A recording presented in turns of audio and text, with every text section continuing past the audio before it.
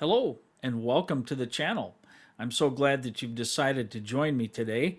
And we're going to be doing something a little bit different than I often do here on the channel. And I'm going to be chatting with you while you watch a drawing that I completed yesterday. And contrary to how it may look, I did not have too much coffee, but this is in fact a time-lapse video, obviously. And the drawing that you're seeing coming together there on the screen is one that took me about 2 or 2.5 hours from start to finish. And I've condensed that down into just a little over 10 minutes here for this video. But I wanted to share it with you because I've had quite a bit of interest from folks, both in messages and comments. And during our live session, there was some conversation as well about people having an interest in seeing a sketchbook tour from some of the different drawings that I do in my own sketchbook. So today I thought we would do something in line with that. I will be doing some of those tours here in the days ahead, but today I thought I would actually show you a sketch that I'm putting into my sketchbook. So it happens to be one of my loose leaf sketchbooks where I can pull the paper out and then stick it back into the spiral bound tablet that it came from, so it just makes it a little easier to draw on. But the subject matter for this drawing today was actually inspired by my own 40th wedding anniversary, which just happened on Sunday. My wife and I celebrated 40 years together, and there's a lot to that. More than the accomplishment of the 40 years together, there are some details that maybe one day I'll be able to share, perhaps in a live chat or something like that, about some of the things that we've been through that are just amazing, that we're here to even talk about these things, and glad to share some of those accomplishments with you, and not so much things that we've done that are amazing, but amazing things that we've endured and that my wife especially has undergone in her life. And so to have her with me for 40 years has been the greatest joy of my life, I can tell you that for sure.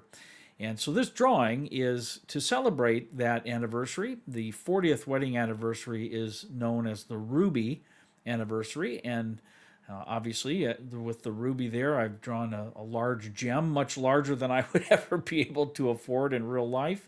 But I wanted to highlight that element of the anniversary, and also the flower of the 40th anniversary is the gladiolus. And so I've drawn some of those flowers in the background there as well. And this is just a composition of my own making. I didn't look, well, I did look at some photos of the flowers themselves, just because I didn't remember exactly what they looked like, and so I did look at some references there. But I just put this sketch together and then decided to ink it and use hatching and cross hatching to create the form and the shapes and the shadows and so forth. So I thought you might enjoy seeing that process while I tickle your ears a little bit and babble at you, so we can talk about all kinds of things. But I don't know about you folks, but I was feeling a little bit fatigued, if you will, from the Zentangle Inktober that we did. I loved it. Again, as I said during the live wrap-up session, I have no regrets. I'm glad to do it.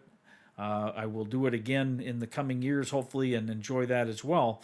But there's no denying that 31 days back-to-back videos, and the art and the preparation and the editing, it just was more exhausting than I anticipated that it would be, and it really did a number on my motivation to draw. So rather than sit down and try to do some Zentangle artwork, which I always enjoy, but I just needed to do something different, so I thought I would find inspiration in this very meaningful event of my 40th wedding anniversary. So I hope that you'll enjoy watching this image come together as we chat here.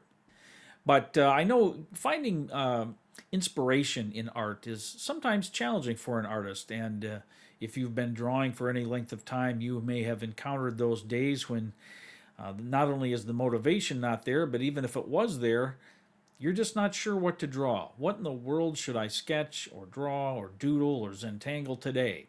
And Zentangle is nice in that sense because you can just randomly select a pattern. You can go to the tanglepatterns.com, or you can have a selection of your own tangles in a book somewhere, and you just roll a dice or randomly flip to a page or whatever it might be that you can do. There's apps for your phone that you can use to select a tangle pattern to draw. and it can just randomly give that to you. And it may not be one that you're familiar with, or maybe it's one that you're an old pro at, but you can just sit down and start drawing and filling your tile.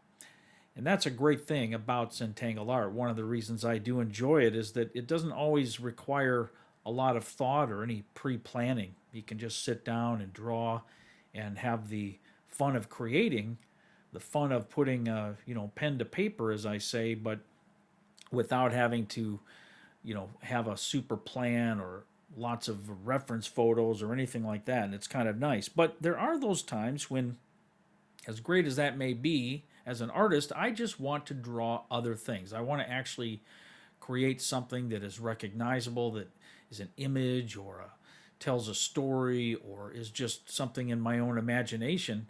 And so I do all kinds of different art. As I've mentioned here quite a few times on the channel, I do, as this one here that you're seeing, a still life image.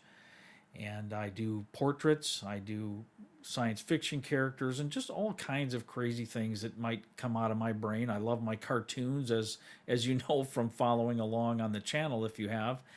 But I love just drawing anything that challenges me or that helps me to create a feeling or a remembrance or tells a story and so on. And I just find that to be a wonderful part of art, something that compels me.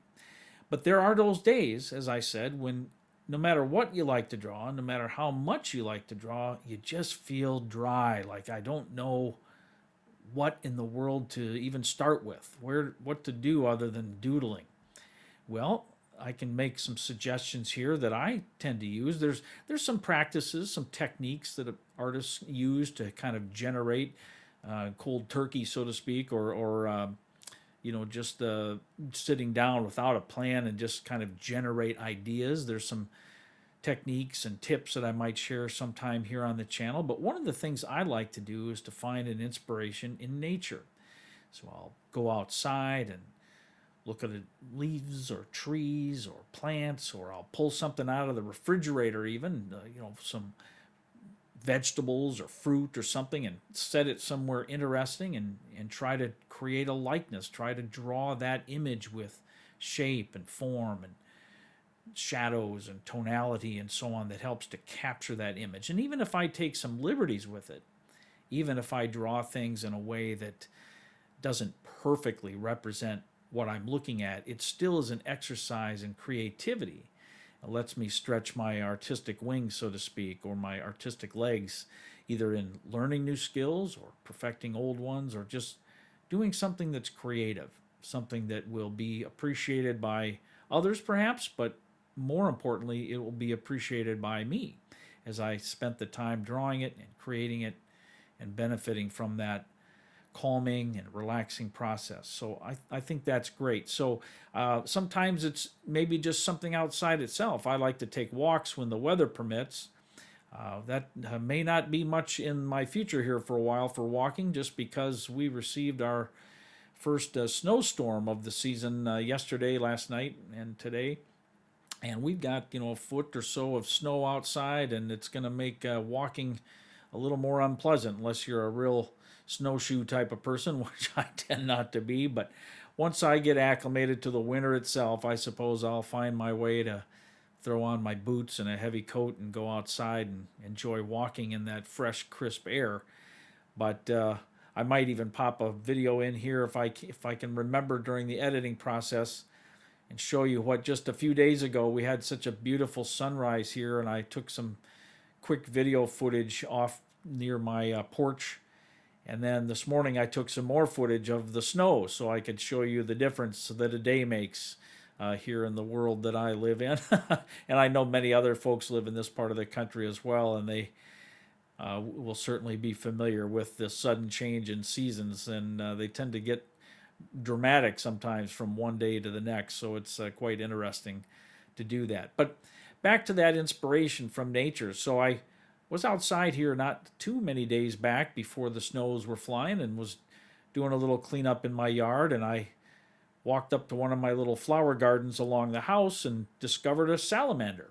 Just a little tiny salamander sitting there under the leaves, and he was already quite still just due to getting ready for their hibernation. They kind of slow down their metabolism and so on. And he was just sitting there, quite healthy and fine, but he just wasn't moving. So I was able to pick him up, took a few moments of video of that. And the other day I was not sure, what do I want to draw? What can I draw? So I remembered that little salamander creature, and I pulled out my pen and paper and I just drew a little pen and ink sketch of that salamander. And it was fun just to practice my cross hatching and to see if I could capture a likeness that was recognizable. And it was, as far as I can tell. I'll maybe pop that up on the screen here as well while we're watching and talking here together, and you can take a look and see what you think. But sometimes it's just tough, and knowing when to take a break, knowing when to touch grass, as I joked in one of my short videos here a week or two ago, that it is important. As much as we love to create, as much as we love to draw and make art that we can appreciate and hopefully others do as well, it is good to take time for other things in life. Spend time with family, get out, go uptown, walk in the woods, do a little shopping, play a video game, whatever it might be. Those are all things that I think are worthwhile, and they can actually refresh us a bit and inspire our own creativity. Speaking, for example, of video games, a lot of times when I'm in the mood to draw a character or a little creature or a monster, I'm inspired by things that I've encountered in video games, and I like to try to draw those and replicate those interesting creatures that someone else has had the great creative brilliance to come up with and to have a vision for them, and I can put that together and try to duplicate that in my own way, and it gives me a chance to stretch my wings as well, so to speak. But as we close in here on the end of the video, you see here now that I'm adding some final cross-hatching to the drawing on your screen there, to the gladiolus and the big gemstone. And I'm using just ink. I'm not using any pencils in this other than for my sketch, but I'm doing the shading with cross-hatching to try to help create that form and the sense of layering, darkness and shadow and light, and just creating that to give a little more dimension. But I really love doing cross-hatching. That is, pen and ink drawings are my absolute most favorite types of drawings, and I love putting these together. So I hope that you've enjoyed seeing this as well and how it has come together. And just about done with it, I believe, here in the drawing process. Just doing my voiceovers after the fact here is maybe obvious, but for that reason I'm not exactly certain. I think there's a few seconds here left at least.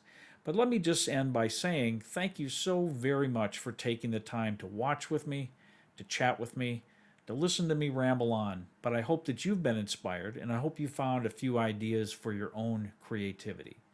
But until next time, I look forward to seeing you all real soon back here in the Tangles and Toons channel.